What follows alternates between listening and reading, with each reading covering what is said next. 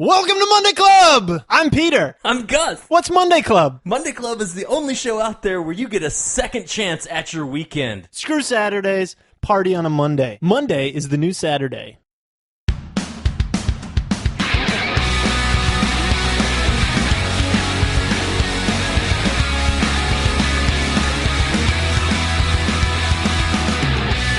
Welcome to Monday Club!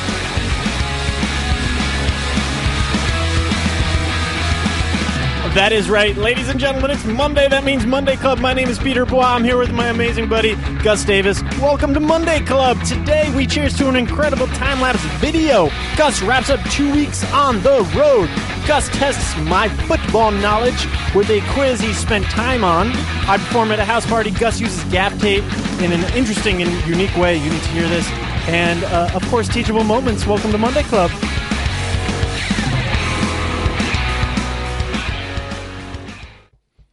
I think that was my best intro ever.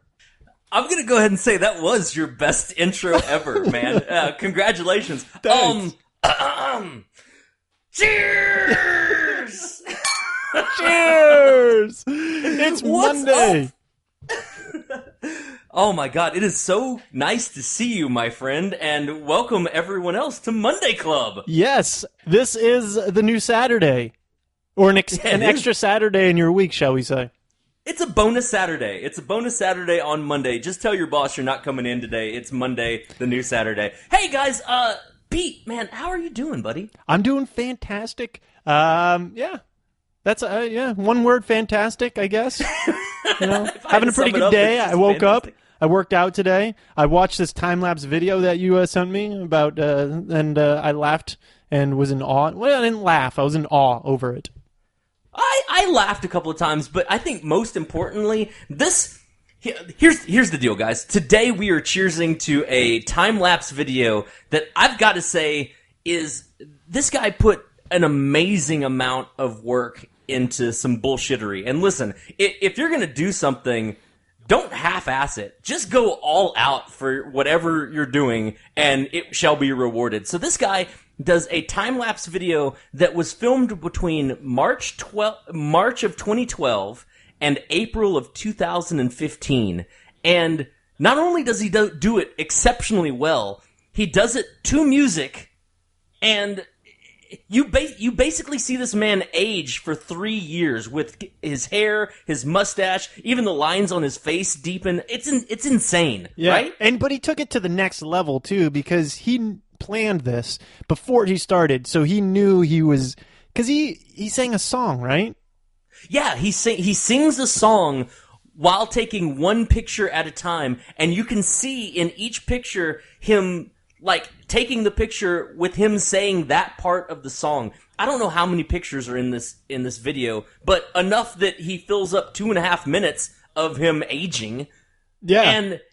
And he does some amazing things in this video, including he smokes a cigarette in the video, which can't be easy, right? Like one picture at a time, it looks like he's just in normal speed smoking a cigarette, and then blows out the smoke, and the smoke is timed exactly right. I mean, it is freaking insane. And so, yeah, man, cheers to you for having the wherewithal to take that much time into doing something that is for absolutely no reason.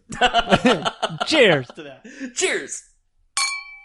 Yeah, I was very impressed. I wonder exactly how he had to do it, because he must have, obviously he knew he was going to sing the song and smoke a cigarette, so he probably had to take pictures of the entire song.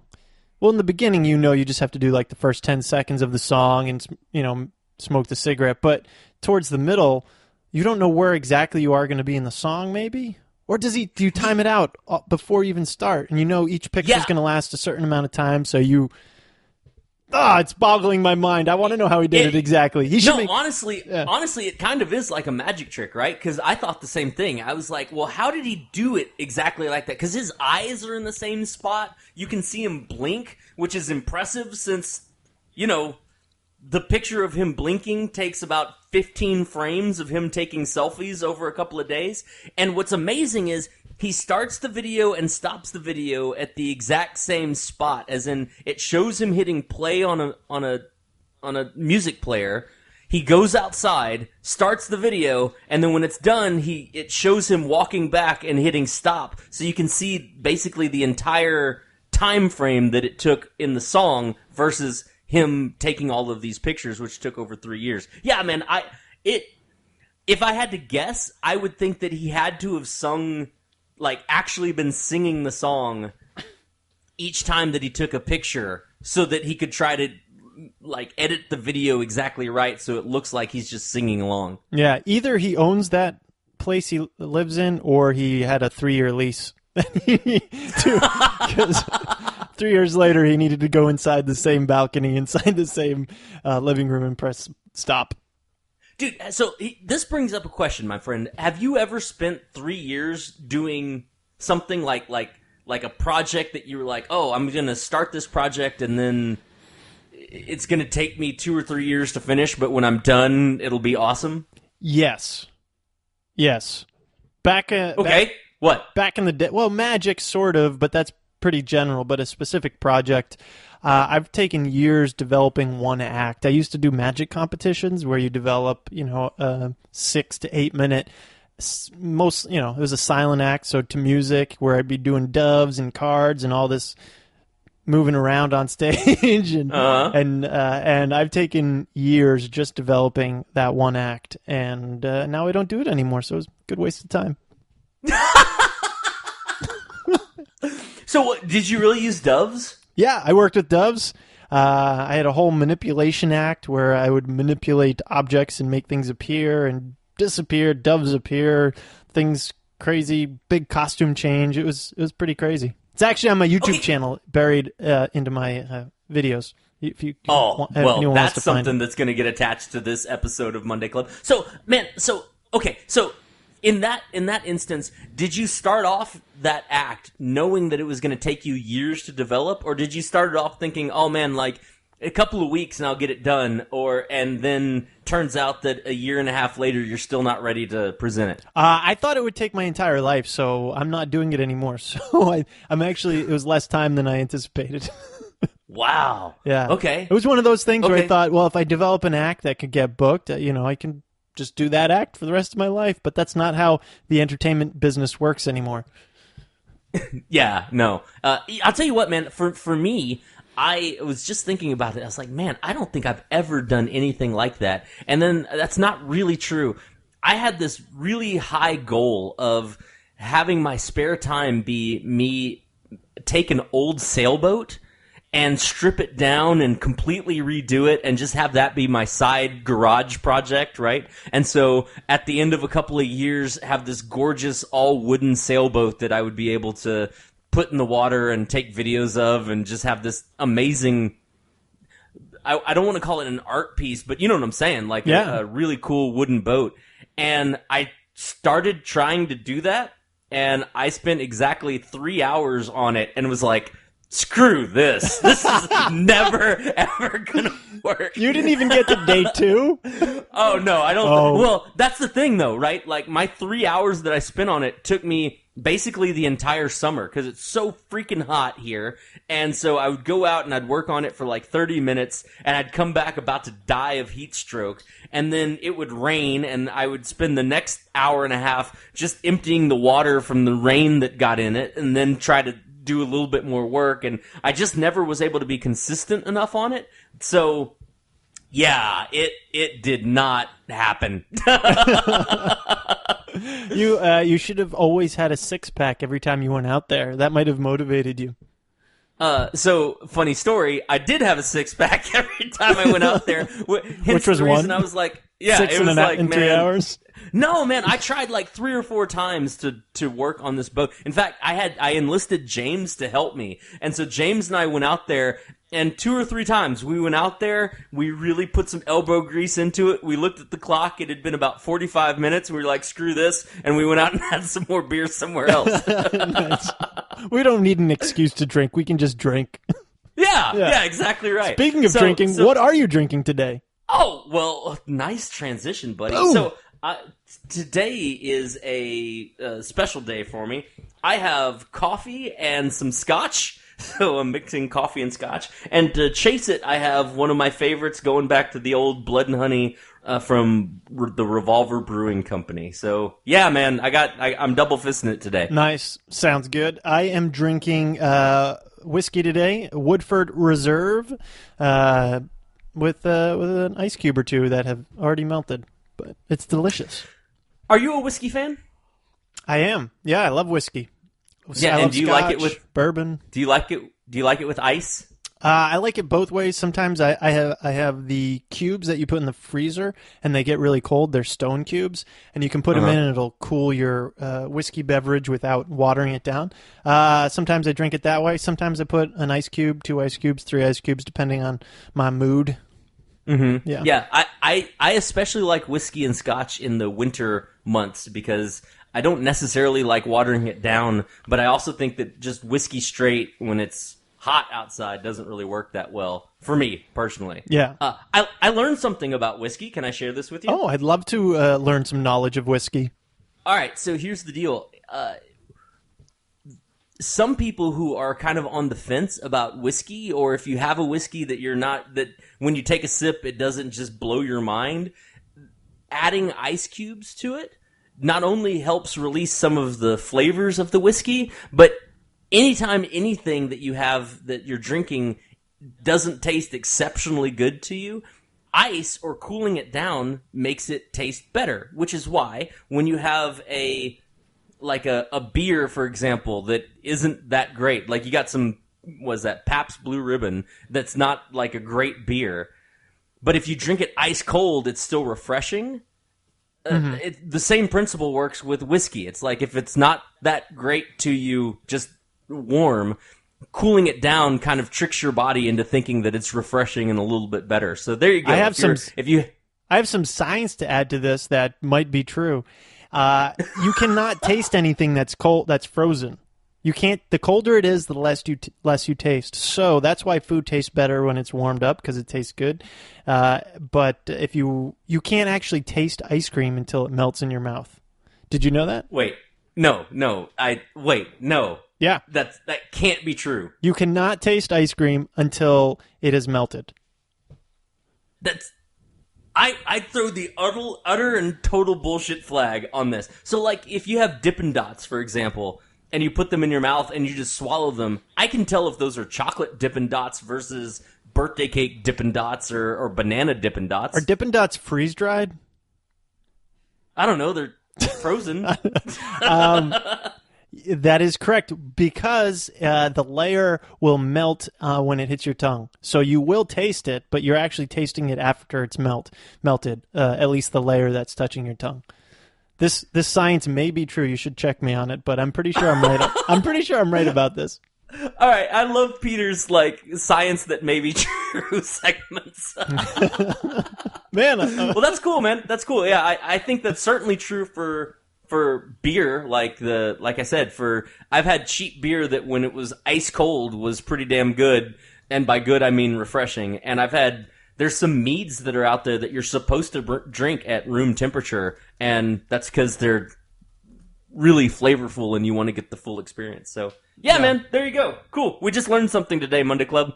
Boom. And it's not even our teachable moments.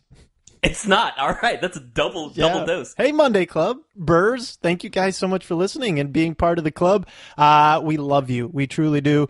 Make sure you love us back. Rate us on iTunes. Give us some love up there, a little rating, and tell a friend or two about us so they can join the club. And if you have any questions, comments, concerns, want to buy us a drink, mondayclubpodcast@gmail.com, or check us out at mondayclubpodcast.com. All of our social media is up there. Dude, so I wanted to go ahead and say, too, I was going through all of our numbers and all of our subscribers, and we hit a little milestone for us this week, buddy. So, hey, yeah! Monday Club, we're getting there. Monday Clubbers, Pete and I would like to raise our glasses high and cheers you and toast you. Thank you guys so much for subscribing, for listening, for laughing along, and for sending in your support. We certainly appreciate it. So, ladies and gentlemen, if you're hearing my sultry voice, please, please, please give yourself a pat on the back and know that you are a founding member of the Monday Club. Here you go. Cheers to you. Hey, so I want to give a special shout out to a couple of people who have reached out and gone out and told some friends and told me that they're telling some friends. We have some new listeners. I want to give a special shout out to Brandon Leiden from the Touch and Go productions of Embry-Riddle Aeronautic University. Brandon, thank you so much for starting to listen to Monday Club and spreading the word. We appreciate it. Thanks, Brandon. Also a special shout out to Tristan Burkholder for the follow and the love. We certainly appreciate that too. And also, thanks, Tristan. and also, of course, as always, to my brother from another mother, Mr. CJ Johnson. Thanks for all of the advice and love on the Monday Club, man. We appreciate you as well. Yeah, CJ, thank you. Hey, when are we going to get CJ on the podcast? That's my question. Very, very soon. Very, very soon, my friend. Awesome. We will definitely make that happen. Anyway, in Monday Club tradition, we give you guys another cheers as special shout-out people. So here you go. Cheers number 2 for you guys. Yes, we just come up with lists of people to cheers so we can drink quicker. That's true. I'm already done with my first beverage. This is going to be a great episode. Yeah. Oh, the whiskey is starting to tingle. All right, man. Well, this has been a crazy, crazy last couple of weeks. Last week we were running from a hurricane and I was trapped inside of a hotel. That's where I recorded the podcast from. I'm finally back home. I got home yesterday, and I wanted to wrap up my experience on the road. So first things first, a couple of weeks ago, we also gave a little bit of a tutorial on how to do long trips. On this trip, I got to finish a book that I got off of the interwebs, an audiobook, and I wanted to talk about it, man. It sort of colored my entire trip. Have you ever read the book 1 Second After by William R. Forstchen? No. 1 Second After. Never have. Yeah, have you ever heard of it? No. Okay, so here's the deal. This book, I'm going to go ahead and Monday Club, I'm going to recommend you guys all pick it up. It's part of a trilogy. I haven't read the other 2, but they are definitely in my queue for my audiobook list. The deal for this book is that it's a work of fiction that the guy spent a lot of time and research on what would happen if an EMP went off in this atmosphere over the United States and killed all power all across the United States. And it is terrifying because it hit me really hard how much stuff that I use that has power attached to it. I mean, like my phone, my car, my GPS, my refrigerator, being able to get food delivered, like everything stops when that happened. And so it's the story of how this one small town tries to deal with that and just the reality of how much we rely on technology. And it was terrifying. Not only was it terrifying, but I found myself, it sort of changed how I did this tour. I found myself doing things like I would get food, and if I didn't eat all my food, instead of just like leaving it or throwing it away or something like that, I would like store it in a way that I could eat it later, because I had this weird feeling like, well, what if I never get food again? This could be my last meal. Like, it was terrifying, man. You're like in Walking Dead over here. Yeah, man, it was truly, truly awful. And so I definitely had like leftover Chinese food chicken like for 2 days on the road. I was just scared I wouldn't eat ever again. I didn't want to waste any food. That is a terrible premise, though. Everything would stop. Our food would stop being delivered to grocery stores because anything refrigerated would go bad. We'd be forced to be cannibals, really. I mean, Maybe not that without giving away the book, I mean, that is one of the points that it makes. And it talks about how we're in such a society right now where if you have an issue that needs constant medication, that we can do that. But as soon as that production and the deliveries and all that stop, if you have a need for medication, you're boned, man. Like so much of the population just dies off immediately that we just kind of keep alive because we have technology. Anyway, it was terrifying, and it got in my head. And because it got in my head, I give it full marks. So yeah, Monday Clubbers, go check that book out. It's a really, really fun book to read, and I hope it gets in your head as much as it got in mine. If you enjoy it, go ahead and let's start a Monday Club book club. So you guys let me know what you think about it and how it impacted you in your own life. I'm going to put it on my list for my English guy to read to me. That sits in my side seat. But I'm all about the technicalities of this device. What an EMP, my understanding of an EMP is electromagnetic pulse, right? So the pulse would take out all electronics, but you could turn them back on. No, it fries them. It fries them. It fries them permanently. Now, one of the things this book makes a huge point of is if you're a survivalist or if you've got a technical skill, like you can fix things, but 50, 60, 70% of the population doesn't know how to do that. And so you're screwed. Basically, if you don't have some technical skills, you end up getting in this group of people that it's like you said, like Walking Dead. It's like if you don't have skills, then yeah, man, you're pretty much dead weight. Nobody wants to carry you. Say we have an EMP right now. What's your skill? What are you gonna sell to the group with Rick and the guys and the gang? That's all badass. You're gonna sell yourself to this, not literally sell, but how do you convince them to let you into their group? What are you bringing? What is your? I've got nunchuck skills. I've got boat building skills. 3 hours experience on the boat. I've got magic skills. I've got lots of skills. You could be the entertainer. That's right. I'll be the fucking court jester. Simon Says Master. That's right.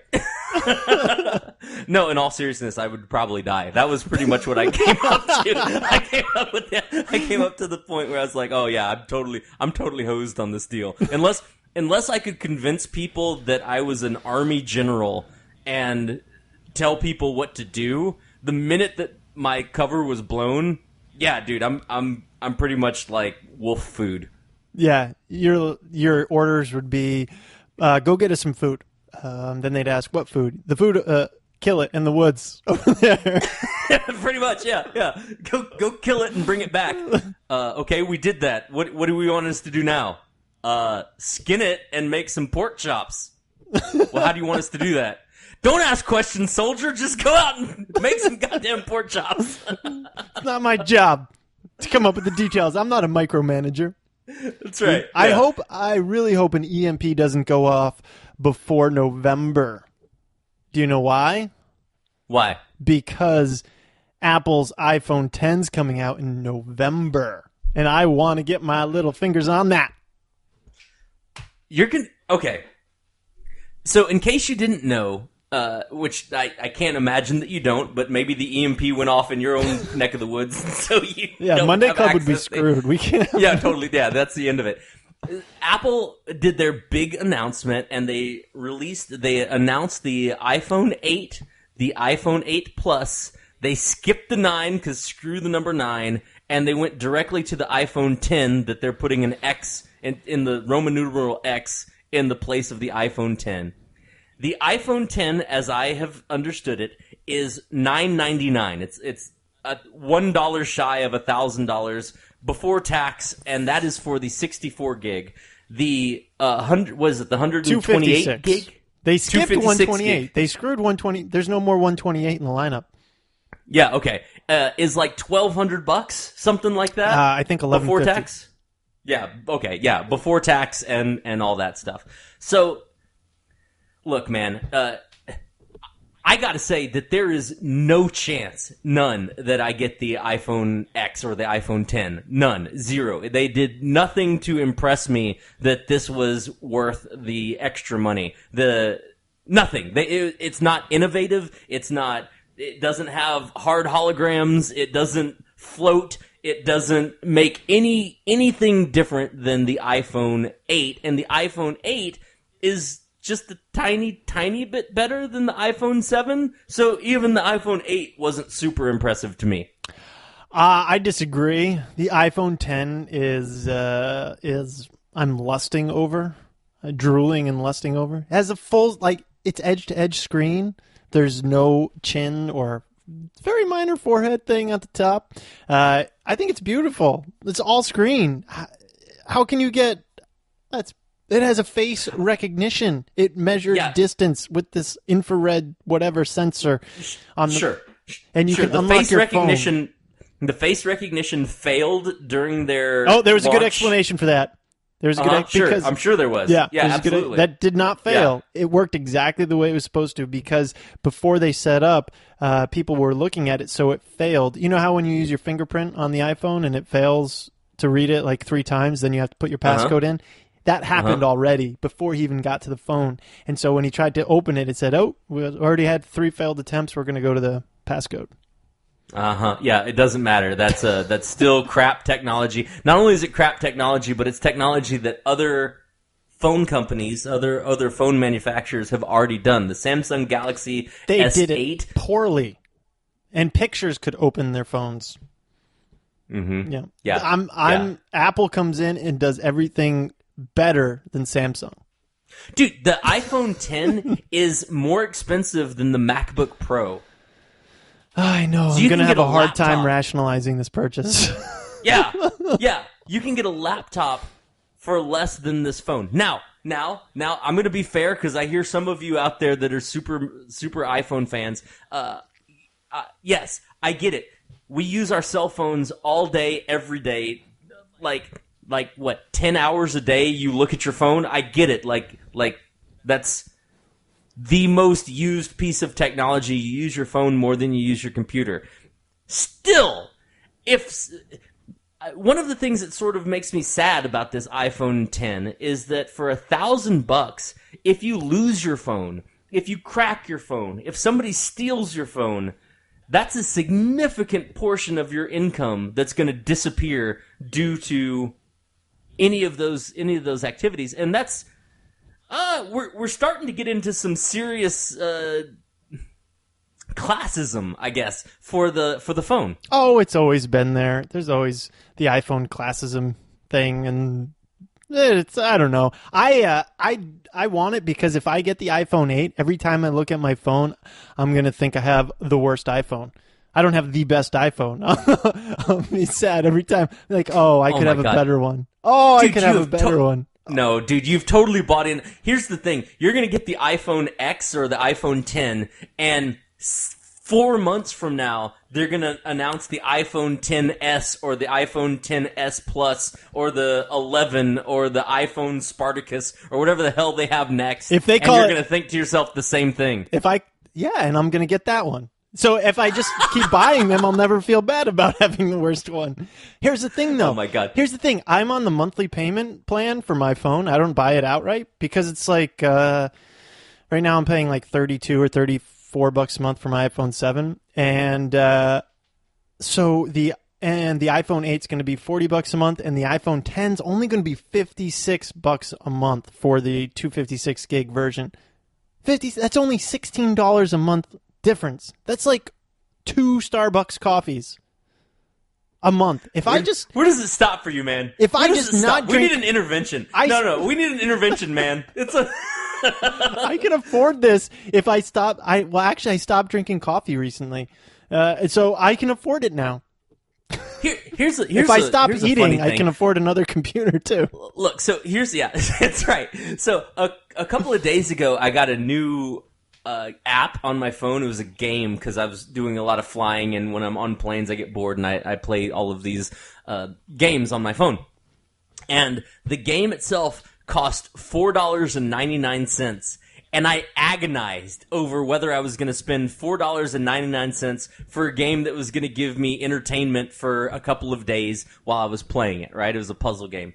And it was hilarious to me because I had to truly break that down in my head, because I am totally willing to do the same, like exactly like you said. To rationalize that new phone and be like, it's only $16 a month extra. Dude, I cannot tell you the last time I spent in 1 month $16 on the App Store for apps that would benefit my life in any way, shape, or form. But I can rationalize that idea of, oh, it's one pizza a month. Like, how bad could that be? Yeah, you just go with one less meal a month. And then when you want something else, you go with 2 less meals a month. When you want something else, you go 3 less meals a month. So not only are you going to have a brand new phone, but you're going to get a whole lot skinnier. That's great. All right, I'm in. It's called the iPhone X diet. Well, here's to you, Apple, for convincing people that cell phones are basically Pez candy that you can just dispense at will and get skinnier. Apple, I love you. You can do no wrong. Oh, man. So I know you're listening to this a week behind, but the Patriots are no longer the worst team in the league. Hey! Because All right. other teams finally played and lost. So Patriots won yesterday. They beat the... Who are they playing? the Saints, yeah. And they kicked ass. So how are your teams doing? Well, since the Saints were one of my teams... The Saints are 0-2. All right, well, good start, Saints. Way to support the Monday Club team there, Saints. Congratulations, man. I think you're the only of the two of us. You're the one who genuinely cares about football. So I'm glad that your team is no longer the worst team in the league. For you, I think it sucks because that puts me one step closer to losing the bet, but that's okay. Yeah, thank you. I appreciate that. Tom Brady came back with a vengeance, and they crushed it. And everyone in the wake of their football playing path is going down from here on out. All right, man. Well, hey, so because Monday Club isn't necessarily where you come to talk about football, but we have a little football segment because Pete is such a huge Pats fan. I'll tell you what, I've come up with a new game that I want to challenge you with, okay? All right. All right, so here's the way this goes. And for all of you listening, I've got to say that Pete has never seen or heard any of this before. So you're hearing it the same time that he's hearing it. Okay, so a lot of people who listen to Monday Club aren't necessarily sports ball fans. And so I thought it would be fun to teach people a little bit about sports ball, about football specifically. And because of that, I went ahead and started looking up some of the terminology for football. And in doing so, I realized that most of the terms are the same words that are used in a lot of online romance novels. Wait, how did you come to this conclusion? Is it after all your romance novel reading? That No. I was first of all, there was a little bit of alcohol involved, and second of all, I was looking through the rule book of football and looking at the terms of the rule book, and the terms that are used are hilarious if you have an immature, childish mind like I do, okay? So here's what I decided to do. Pete, for the next couple of weeks, I'm going to read you excerpts of romance novels, okay? Erotic fiction, okay? Is this from your personal collection? Yeah, from my personal collection. No, this is all online. You can find it. It's free domain, erotic romance novels. I'm going to try to get through it without cracking up. And in those excerpts are terms that are used in football, okay? Okay. Your job is to define the word, try to say the phrase again, but use the definition as it pertains to football. Okay, so say the definition of the word. I have to identify your job the word. is to identify the word and say the definition of it. Okay. If you can get 2 out of 3, I will buy a drink for one of our Monday Club listeners. All right. So everybody's cheering for me right now. Everybody's rooting for you right now. I need a disclaimer though, is that I'm a big fan of football and the Patriots. I'm not that knowledgeable about the technical aspect of the game. All right. Well, we'll see how this goes. I'm guys. all we'll fan and not player. Okay. I've got to say, first of all, everyone who's listening, turn your immature ears on, okay? just turn them on. All right, Gus, here we go. There's no off button. Yeah, here's an excerpt from the online book, The Night Detective. It's an erotic piece of... God damn it, I can't even do this yet. All right, It's The Night Detective. It's a piece of erotic fiction that you can find online. Here we go. All right. As Chastity fumbled with her keys, she was mentally kicking herself for leaving her special toy on the couch. Fumbled. Right? Okay. There's only one per thing, right? That's correct. Okay. Fumbled. That's when a player possesses the ball and loses possession while in the field of play. Yeah, I'll give it to you. Yeah, when as defined by NFL.com, it's when a player who has possession of the ball drops the ball and it is open for either team to get possession of the ball. But yeah, that's pretty much the gist. Yeah. All right. So can you use that in place of that sentence? As Chastity fumbled with her keys, she was mentally kicking herself for leaving her special toy on the couch. While Chastity lost possession and anyone could pick it up, her keys. Fair enough, man. I'll ding, one to Peter. Yeah. One to Peter. It's funnier if you use the word ball, but one to Peter. All right, here's your next one. This is from the online fan fiction erotic novel Concrete Jungle Cat. Ooh, yeah. No, he purred in a deep-throated growl. Take your... All right. No, he purred in a deep-throated growl. Take your hand off so I can see your face. Handoff. That's when the quarterback hands the football off to a player, probably a running back or a halfback, and they run the ball forward to gain yardage. Okay, ding. That is the exact definition of a handoff. All right, can you use it in that sentence? No, he purred in a deep-throated growl. Take your hand off so I can see your face. No, he purred in a deep-throated growl. Take the ball from me and run forward. There you go. Ding, ding, ding, ding, ding. All right, good job. That's two. All right, for a perfect round on this week, this is from The Tourist, Part 1. He pressed his lips to the top of my head and inhaled deeply once before kissing me. His palms slid down over my bare arms, fingertips brushing the sides of my bare breast, settling his hands over my closed hands. Oh wait, read that one more time. No. I just really hear you read that, Gus. That's yeah. Okay, so here I'll narrow it down. No. One more time. I got it. Just say it one more time. I'll get it. I'll do it in my best reading. All right, here we go. I got caught up in your sultry voice. All right. He pressed his lips to the top of my head and inhaled deeply once before kissing me. His palms slid down over my bare arms, fingertips brushed the sides of my bare breast, settled over my hands, and closed. Fingertips brush the sides? I'm having a hard time with this one. Yep. This one was tough. You already got 2 out of 3, so I'll give it to you. The word is down. Oh, down. Okay. Yeah, that was a tough one. That was hidden in there because it... Yeah. Yeah. Down. I know what a down is. Please.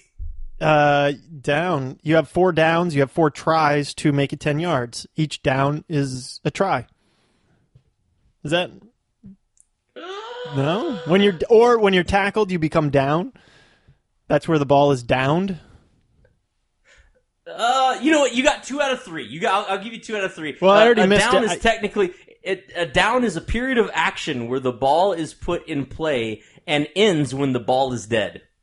Yeah, I basically got the definition. Yeah, you basically got it. I'll still give you 2 out of 3. You're still a winner, which means somebody on Monday Club is getting a free drink from Monday Club.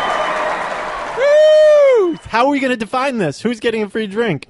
Well, I'll tell you what. The first person on our Facebook page that says, I need a free drink, I'm going to give it to you. So the first listener that listens all the way through to this part gets a free drink, as long as you say, I need a free drink on our Facebook page. That's awesome. That is a perfect way to do it. All right. Well, hey, listen, there are a whole bunch of rules and a whole bunch of terminology, and about 90% of them are erotic related. So it was really easy to find these. I just went to the free online like romance novels and put a search feature in for any of the football terms, and they highlighted, and I just started dying laughing. Nice. So we're gonna educate you in football with erotic fiction. We're gonna do this again. Yeah. Totally. Yes, this is exciting. Let's move on. Hey, it's time for Stories from the Road. Gus, I made somebody's wish come true. Oh, tell me about it. Yes, I did a house party. I performed at a house party for a older woman. She's probably in her 60s, mid to late 60s. Her birthday party, her husband hired me to come in and perform for all their friends. And her one wish in life, it's like a bucket list thing. Maybe not one wish, but it's on the bucket list type thing. She always wanted a magician at her party and to see a magician live and up close. And her husband, I was that wish come true. I felt so pressured to do a good job. That's awesome. Yeah. And they were from Denmark, or she was, and she had some friends fly in for this party from Denmark. And so they were just an amazing group. They were really fun, and we're into it, and it was a really good show. And she's just super, you just look at her and you're like, she's the most lovable, nice person ever. And she was just super excited to have me there. And then they invited me to stay after the show and have some of their Danish schnapps. Have you ever had Danish schnapps? Oh my God, no! But it sounds delicious. It is amazing. They gave me a little shot of it, and I had some, and I took a picture of the bottle. It is Aalborg. Aalborg? Akhavat. You can't get it in the States. You can only we get apologize it we apologize to all of our Danish listeners for mispronouncing language. Yeah, and it was really, really good. I wish I could have taken a bottle for Monday Club, but I thought I'd just report back. Dude, so how old was this lady? How old was she turning for her birthday? They didn't tell me, and I didn't ask. Oh, okay. Because that would be maybe rude. Yeah. I did a similar thing about a year ago. I did a magic show for a guy who was turning 90. It was his 90th birthday, and his family put together a big family reunion, and I did a show for them. And like you, it was a lot of pressure because, that might be the last magic show this person ever sees in their entire life. And on the other side of it, it was really, really cool to have so many generations of people in there that were just there to have a good time and to celebrate this person's life. And so, yeah, that if my magic show was anything like yours, there were some little kids there. There was some older people that were from the older person's generation and everyone in between. And I'll tell you what, as much pressure as I put on myself, I don't want to say an easy show, but it was an easy show. Everyone was there not trying to fight you, but just there to relax and have a good time. Did you have that? Yeah, exactly the vibe. There was, 2 smaller kids and some couple teenagers and 20, and then, a lot of retiree type ages as well. Yeah, and everyone was they were into it. They didn't tell this is what I like though, because they knew something. They're pretty smart people. They didn't tell any of their guests that I was going to be there because they didn't want anybody coming in with preconceived notions about magic shows, because they literally told me, we didn't tell anybody, because some people, when you say magic show, they go, oh my God, a magic show, And then when some people, you tell a magic show to somebody, they're like, oh yes, a magic show. So they didn't want any of those emotions going. They wanted it to be a complete surprise, and and that's what happened, and it worked out perfect. I think that's the way all magic shows should be, because I think so many people have had crappy magic shows or have, like you said, have a weird preconceived notion of what a magic show is. So I think all magic shows should just be a surprise. And today you guys thought you were gonna all get flu shots, but instead, surprise, bitches, you get a magic show. What would your poster look like? A big question mark? Come to the show. You will like it. Yeah, maybe. There's a show happening. It's an amazing show. It's an awesome show. I don't even want to put those kind of qualifiers on it because I might suck that night. So, like, just be like, hey guys, do you have 45 minutes to an hour of downtime? Well, we have it filled for you. Done. Oh man, that's a wonderful advertising 101 right there. I think so, yeah. Man, that's awesome, dude. So, Yeah, so you got to do a show for an older person and fulfill their lifelong wish of seeing a magic show, huh? Yeah, and I was really, really. And when they called, it was no house parties. I won't get into too much detail on this, but house parties, obviously, you probably can't charge as much as a corporation or something. But Right. when they called and booked, I was like, wow, it's a Saturday. If they were like Monday morning, I could maybe do something for them. But Right.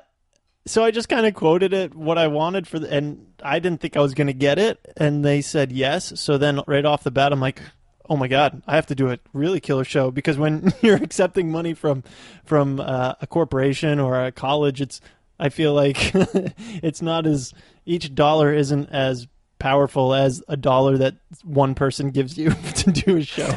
Dude, no, this is we're gonna go down a weird rabbit hole right here, because this is a really big thing that I have the same experience for. Okay, like for a corporation or something like that, I have a set fee. But when it comes to a person, like that same deal for that 90-year-old that I did, they asked me what I would charge. It was on a busy weekend anyway, and it was like you said, it was just prime real estate. And so I charged what I would normally charge for that time slot. Yeah. And I felt weird about it, because I thought, like you did, I was like, oh, they're never going to go for that, right? But then they did without even blinking. They were like, oh yeah, that sounds good. Yep. And then there's this weird moment where you're like, well, crap, I now have no excuses, right? Like I told them what I would charge, they agreed to it, and now ball's back in my court where like I can't be weird about it. Yeah. So yeah, man, like that what do you charge for an individual, especially like an individual turning 80, 90, 100 years old? Like what do you charge them, and how does everybody go about feeling good about it? The real answer is that they have a set budget for what they're willing to spend for this big party, and as long as you fit in that budget, they're totally happy. But it is weird. It's a weird difference between like, hey, I'm doing a show for Google versus, hey, I'm doing a show for grandma. Yeah. Right? And when you quote like Google money to grandma and they say yes, you're like, really? Wow. Did you buy stock in Google a long time ago? Right. Because, you might need that for some Scrabble lessons or some puzzles or Jell-O. I don't know. What do you do for old people? But you know what, though? I had this experience that when they pay more for you, they value you more too. So they were very appreciative. They were very accommodating. They wanted, if someone's just paying cheap money, they're less likely to be that excited for you. I don't know. Do you know what I'm saying? There's less.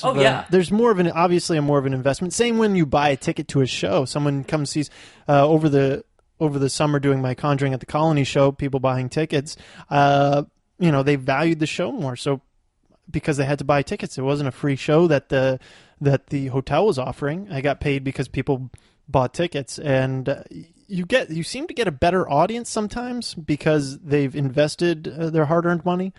Yeah, I think that's absolutely right. I think when people invest in something, they automatically give you the benefit of the doubt that you're worth that investment. I mean, once they've made that decision to pull the trigger and invest, they are already committed to that this is going to be worthwhile. And so, yeah, your job then is a little bit easier, really, because all you have to do is show up and provide the service that you said you would provide, and they value it at a higher dollar point than you could if you went in and did that same show for free.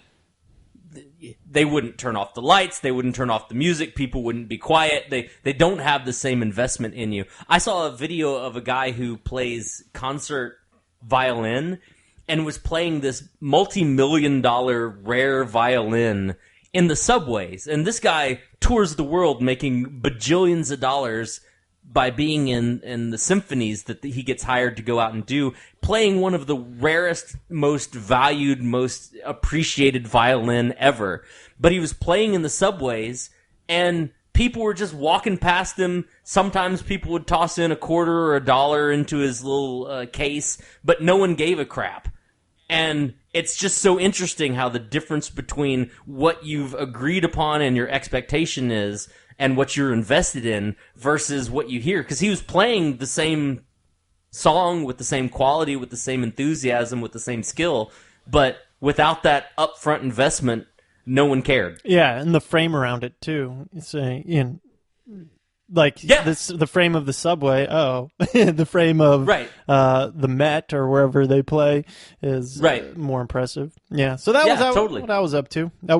You've been on the road?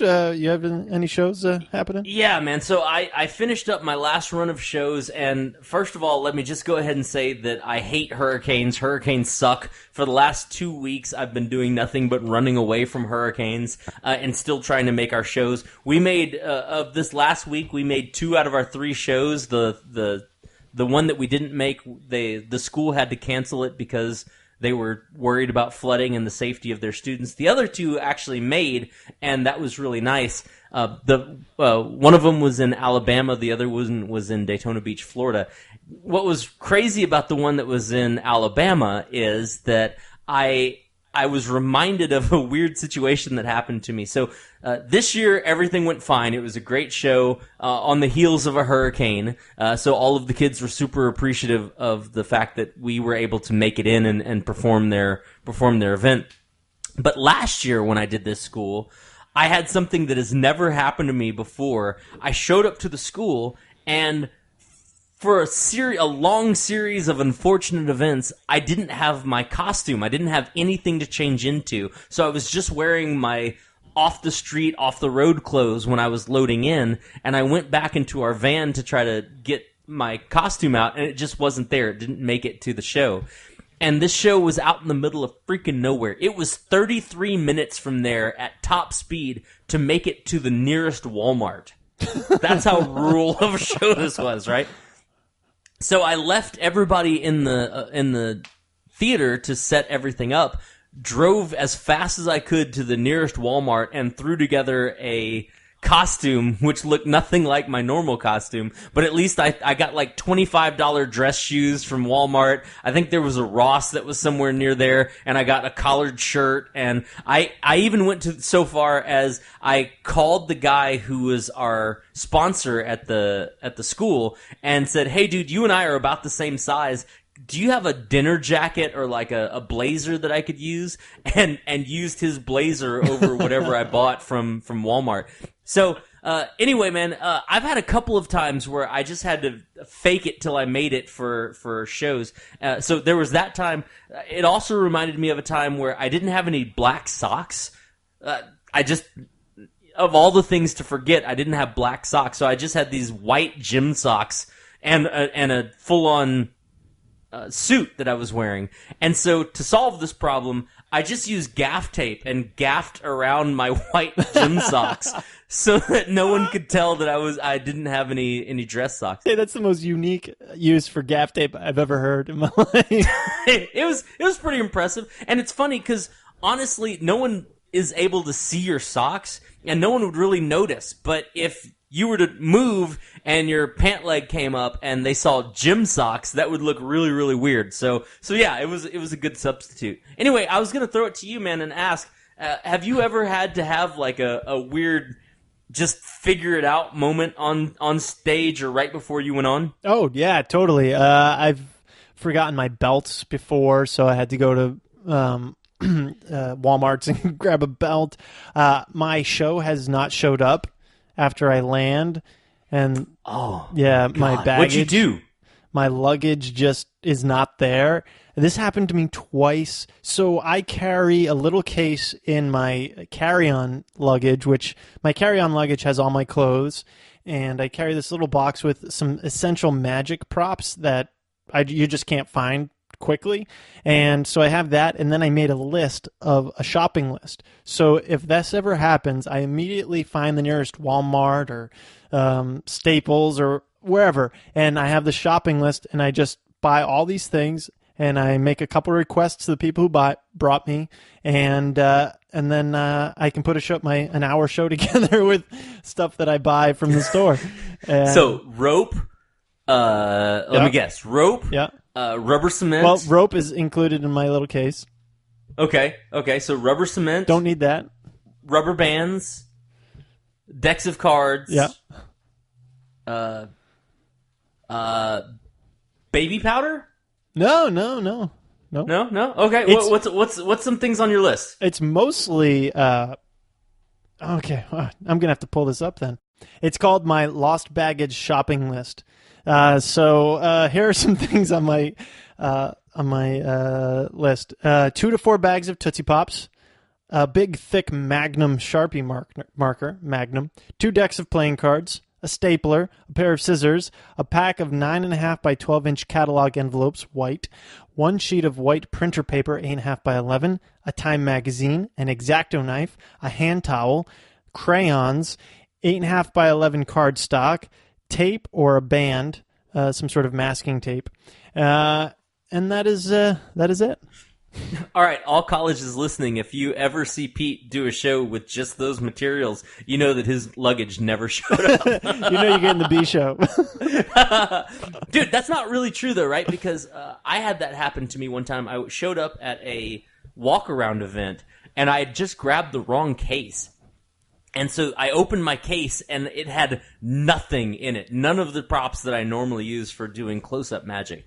And so I spent the entire walk-around just using things that I found around on tables, like matches and candles and, what are those called? Like sweet and low packets and dinner rolls and silverware, things like that.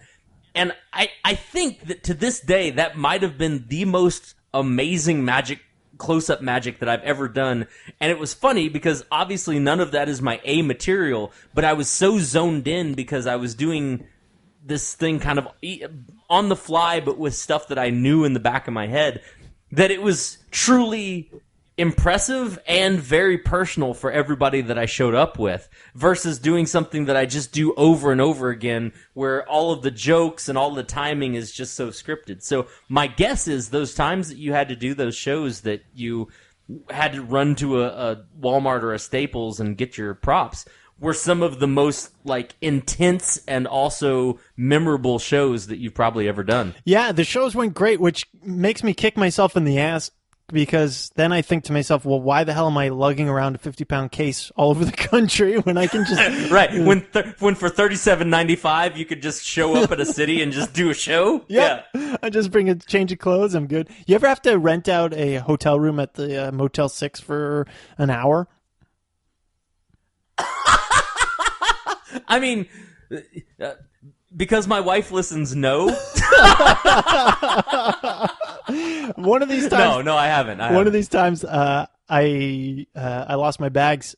I couldn't get to my hotel in the city I needed to get to quick enough, so I just went into a Motel 6 and I was like, "Hey, I need to take a shower. Can I rent out one of your rooms? I won't sleep in the bed. I won't touch the bed. I just need one of your bathrooms." And they gave it to me for, I don't know, it was like $30 or $40 for like an hour to shower. I'm sure they're like, sure, man, just, don't let the hooker walk around in the lobby while you're there. So it's funny that you say that. I've never done that, but I was listening to an audiobook, and which is an actual book too, called Catch Me If You Can by the Frank Abagnale story. Oh, yes. And this dude is back in the day, a total hustler. Like, every scam that you can possibly think of, this guy pulled. And I've banned myself from ever listening to this book ever again, because listening to this book, I realized that you can get away with almost anything. And it put me in a weird headspace where I tried to get away with so much stuff, and did. I got away with so much stuff, including I was on my way back from a long tour, and my cousin was getting married. And it just so happened that my return path took me right back to where my cousin's wedding was happening. And so I was driving back, and I realized that it was possible for me to make the wedding, but I wouldn't have time to freshen up before the wedding. But I was listening to this book, and I realized, well, I mean, I do have time, but only if I can stop on the road and do it. And so, like, true story, I drove to La Quinta, one of my favorites, drove in, took my travel bag, rolled past the lobby, waved to the person at the lobby, went up the elevator, found a room that the maid was cleaning. She was done cleaning the room, and I was like, "Oh, hey, you're done. Great. This is my room." Oh my God. And she was like, "Oh, cool." And she just left the door open. I walked in, I showered, I shaved, I changed clothes, I ironed my clothes so I was, like, looking fresh and clean. I put on my contacts, I closed up my case, I folded the towel, I left the towel outside, I straightened up everything, I closed the door, I walked back out. I looked like a totally different person. I'm sure the front desk person had no idea who I was. I waved at them again, got back in my car, made my cousin's wedding, looking fly and pimp and smelling good instead of just looking like I was on the road for 3 days in travel. Anyway, wow, Gus. I really had to stop myself from ever thank you. I see the slow clap happening. Yeah. That's incredible. Yeah, well, you can get away with so much crap if you just do it. And anyway, Monday Clubbers, please don't get yourselves in trouble, but that was a real fun adventure of mine. Well, I can't top that, so let's go to Teachable Moments. I think we just got the best teachable moment of all time. Just show up at a hotel and use their shower and shitter. I love it. So my teachable moment this week is over-deliver. Right? Whatever you're doing, make sure you do more or better than what they're expecting. After the show at the house party, they invited me to stay and chat with them.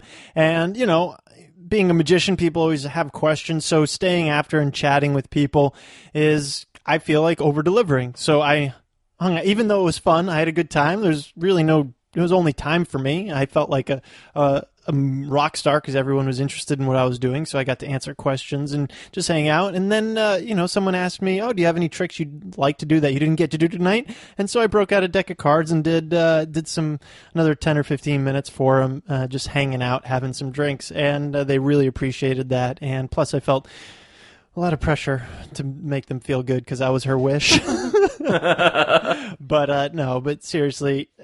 Anything extra that you can do that you haven't promised them already will make whatever you do, whether you're a magician or a plumber or an electrician or a stockbroker, make sure, whatever. If you give them a little bit more than they asked for, I think they'll remember it and you'll do a better job, make someone's even happier. Dude, so that's, yes, I 100% agree. I also say that leads into mine as well, my teachable moment. Be a force for good on this planet. I had a really cool thing happen to me yesterday. So my son's 9th birthday is tomorrow. And this past weekend, we took him out I asked him what he wants for his birthday, and he's like, "Can we go out to a hibachi grill?" Which for an 8-year-old, that's a pretty grown-up thing to say. I was like, "Oh, hell yeah." So we got the family together. We went to a hibachi grill. They did the thing where they make the onion volcano and they light a bunch of stuff on fire, and that's really all he wanted. But while we were waiting to get seated, we walked around the property, the perimeter of the building, and there was a gas station right next to us. The gas station was being serviced by somebody who was fixing the pumps, and my son saw the big giant 6-foot hole down into the ground, walked over, and the guy who was fixing it just came up out of the hole and was like, "Hey, little man, do you have any questions about how gas works?" And my son was like, "Yeah, sure."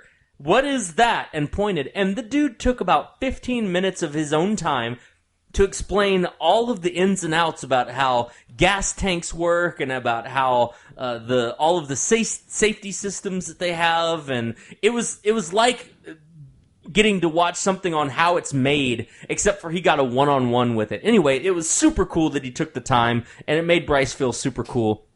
Then we went inside. It was our family of 5 that was sitting around this hibachi table, and we had a great meal. And I look over, and because it's traditional hibachi, it wasn't just our family that was there. There was another family that was there. There was a woman and 2 kids that were probably 11 and 12 years old, and she had an infant, a complete infant who was nursing, like at the hibachi grill. She was having to nurse this child, which I'm sure was unpleasant and uncomfortable for her, plus dealing with her 2 beginning teenagers right there. Anyway, she looked super frazzled and all of this, and being our loud selves, we were trying to include them in our birthday celebrations and talking to the kids and happy to throw shrimp at the kids and all of this stuff. Anyway, the meal ended. They got up as soon as the cook left. She was basically like, I got an infant and I'm getting out of here. So she was like, give me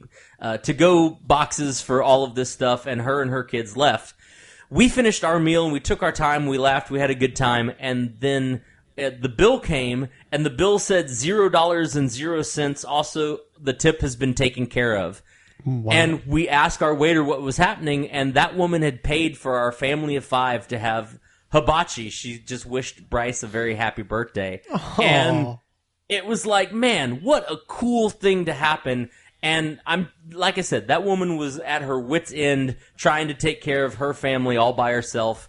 And I think it just meant a lot to her that we included them in our shenanigans while we were at the table. So yeah, guys, be a force of good out there. Make sure that you're trying to make sure that you're a positive influence on other people. You never know how it's going to influence their day and where they're coming from. So that story just warmed my cold heart. That was it grew 3 sizes. It's the whiskey. Really? That was wonderful. That's awesome. Yeah, Monday cool. Club. Cheers really to her. Was.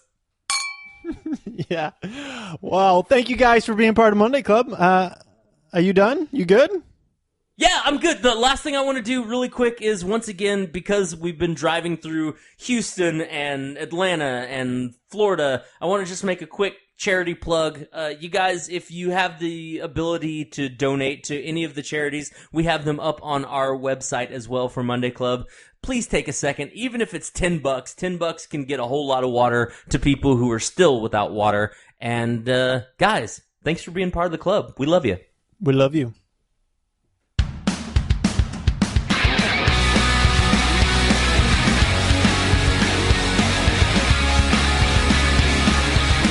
Thank you guys so much for being part of the club. Check us out at MondayClubPodcast.com, Facebook.com /, I can't talk, Monday Club Podcast, Twitter, Monday Club Pod, Instagram, Monday Club Podcast. You'll see a funny picture of me when I was in 6th grade. And email us questions, comments, concerns, MondayClubPodcast@gmail.com. Thank you so much to James Caldwell, our sound engineer, God engineer, and Zach Holder for our music. Stay safe and be awesome.